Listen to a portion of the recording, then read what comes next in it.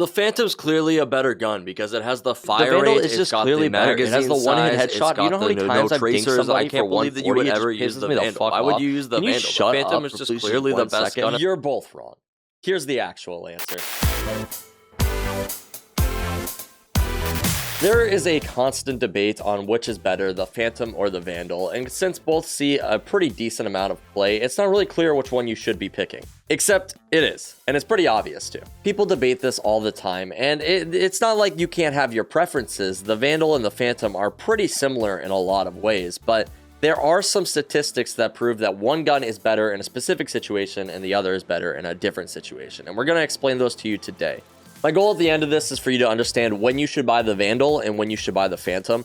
Realistically, if you just want to use one gun or the other, I'm not going to blame you for it. If you've heard this discussion already, you probably know the Vandal is going to be better for more marksman type activity where you're taking longer range duels, and the Phantom is going to be better more in closer range engagements where you're going to be fighting multiple targets. But you can't really predict throughout the course of the round exactly what's going to take place. You could predict the start of it, like maybe you're going to take a duel on C long on Haven. Maybe that's your goal. And for that situation, you probably want a Vandal. But as you start to progress onto site and you start to take closer range duels, the Phantom becomes stronger and stronger. And these are the things to keep in mind when you make your selection at the beginning of the round of if you want to use a Vandal or if you want to use a Phantom. There's also some other things that play into it, like different play styles. For example, if you're a very burst higher heavy player who likes to focus those headshots, the Vandal's probably the best gun for you. However, if you find yourself spraying and most of the time going for those multi-kills, the Phantom is probably a lot better in that regard. You can still multi-kill, obviously, with the Vandal. The guns are very similar, I think, is the biggest thing here. And although one might be statistically better in one situation, that doesn't mean that you can't do the exact same thing with a Vandal or a Phantom. But we're going to get into it. I'm going to break down the exact situations in which I would choose to buy a Phantom over a Vandal, and hopefully that can help you out. If that sounds good to you, stick with me. But before we get into it, if you guys are looking for a more VOD review type series, we've been doing that over on the Patreon channel. For just $5, you get access to all of our Patreon VOD reviews, and you have the chance of getting your VOD reviewed as well. And don't forget, it is also free to cancel within the first month period, free of charge, so you don't need to worry about that. If you don't like it,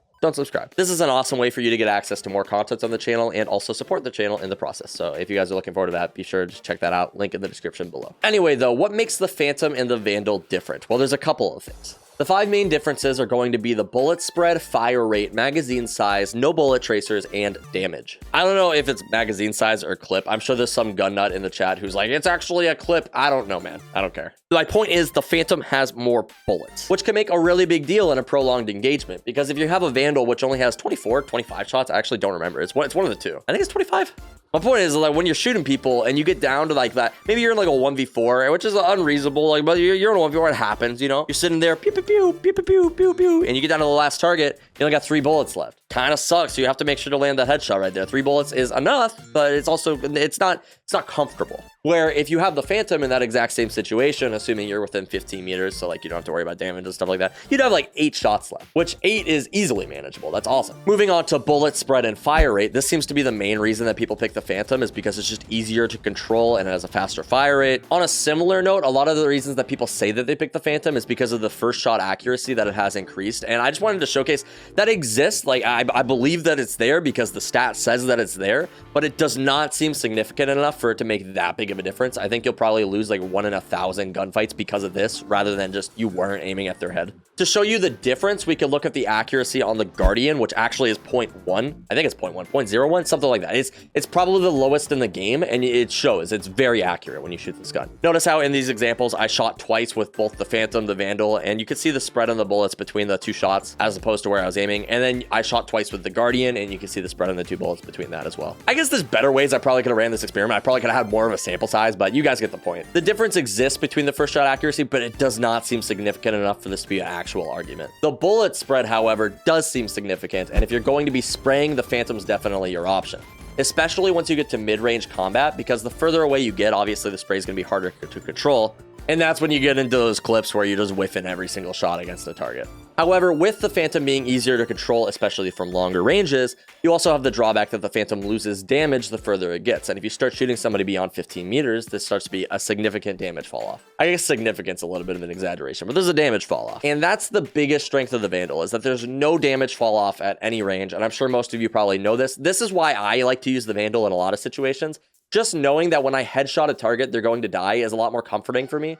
than when I'm fighting a target 16 meters away with a Phantom and I dink him 140 and I lose an engagement because of that. That stuff kind of pisses me off. And while you may think that the fire rate actually makes up for this with the Phantom, something that a lot of players probably don't know is that the Vandal's time to kill is actually faster than the Phantom's above 15 meters, even if you're shooting body shots. 4 shots to the body with a Vandal kills a target fully armored at any range, and the Vandal can fire off those 4 shots before the Phantom can fire off its 5 to kill a target. However, if you are fighting within those 15 meters, Phantom is always the stronger gun, and this is why you see so many professional players run the Phantom, because when you're in professional play, you can dictate where you're going to take those engagements a lot easier. You don't really see pro players just wide swinging C-long in tournaments and just trying to go for those duels. It might happen in matchmaking, that might happen, but in the pro tournaments, very rarely do you see these long range engagements taking place.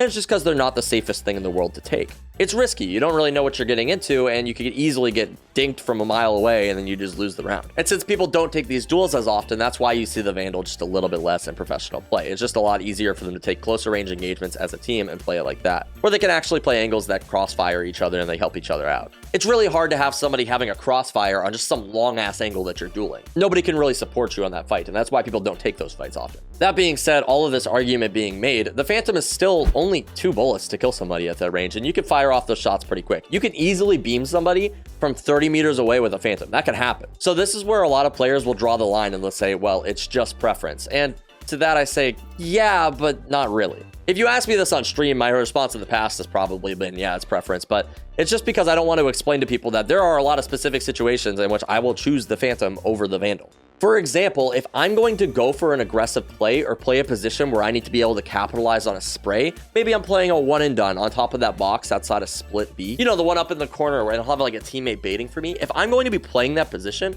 I do not want a Vandal up there because I'm going to be spraying at these targets as they're coming in. Hopefully there's going to be a bait, potentially 3 targets in front of me that I'm going to have to spray transfer between. And I want to have the best gun for that ability right there. And the Vandal is not the best gun for that. I don't want to be spraying with a Vandal from 15 meters away. Not to mention, this is where those bullets come in, because if I'm going to be spraying a lot of bullets, I want to have as much of my clip as possible.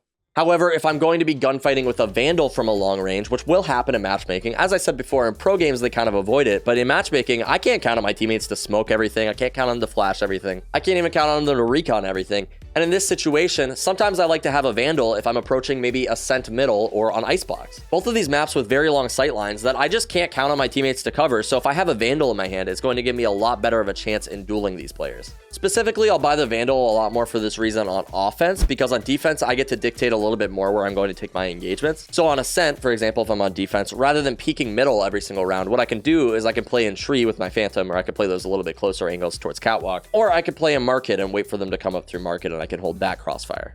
And these are both going to be more favorable positions for the Phantom, where I don't have to worry about that range disadvantage. This also really depends on the map for this reason as well. So if I'm playing on a map like Split or Bind, I pretty much only use the Phantom because there aren't that many long sightlines on these maps. However, if I'm playing on a map like Icebox or Breeze, I'm pretty much only going to use the Vandal because the maps are just huge. Every time I dink somebody in the head for 124 with a Phantom, I swear a part of me dies inside. Just knowing that if I had a Vandal, I actually win in that engagement, it drives me nuts. So I don't want to deal with that, so I buy a Vandal in those situations. On maps like Haven and Ascent, there are some longer sightlines and there's some shorter ones. These are the ones where I'll make more of a selection when I'm playing on them. So if I'm playing a position like Garage, or if I'm planning to push Garage on Haven, I'll use a Phantom most of the time.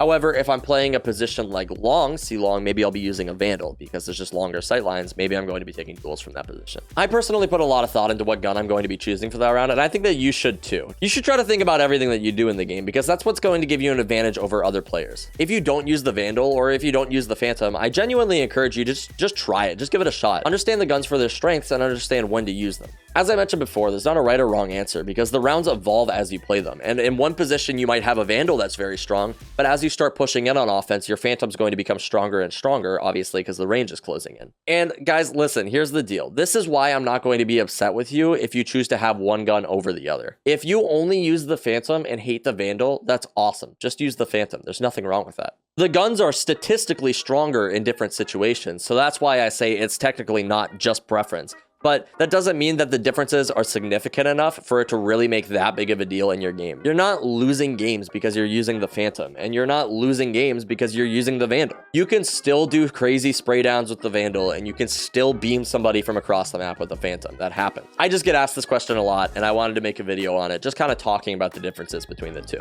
However, I also do want to address some myths between the two guns, because sometimes people just say things without even thinking or having anything to back them up. And the first one is, the Vandal is the gun if you're going for headshots. This one kind of bothers me because it feels like they're insinuating that with the Phantom, you're not supposed to be going for headshots. You go for headshots with both guns. There's nothing different about that. They do play a little bit differently. So if you're using the Vandal, you're gonna have to focus a little bit more on your mechanics. Obviously, the headshot is important, but also you're going to be going for more burst fires and then strafing, just because you can't really spray as much with the gun because of the recoil, obviously. On top of that, the Vandal's run and gun just feels a little bit more dramatic than the Phantoms, so it's just not really worth it. Like, if you move, you definitely feel it with the Vandal, so this requires you to be just a little bit more precise. But if you want to actually be good at the game, you can't just mindlessly spray with the Phantom. You still have to aim for those headshots. And then lastly, the other myth that I hear for whatever reason is people believe that the Vandal has high penetration through walls and the Phantom has light. That's just not true. They're both medium. You can tell just by reading the stats on the gun if you press B. People probably believe this because it's louder, which makes sense, but it's just not true. The Sheriff has high penetration, so does the Operator, the Guardian, and the LMGs. Other than that, every other gun is medium or light. So hopefully the people with Vandals in my game could stop trying to spray through walls that they just can't shoot through. That would be nice. Anyway, though, that's going to do it for this guide. If you guys enjoy the video, be sure to subscribe and like the channel down below. Really does help us out. And also feel free to check out our VOD review series on the Patreon. That is linked in the description below. Thank you all for watching, and I'll see you in my next video.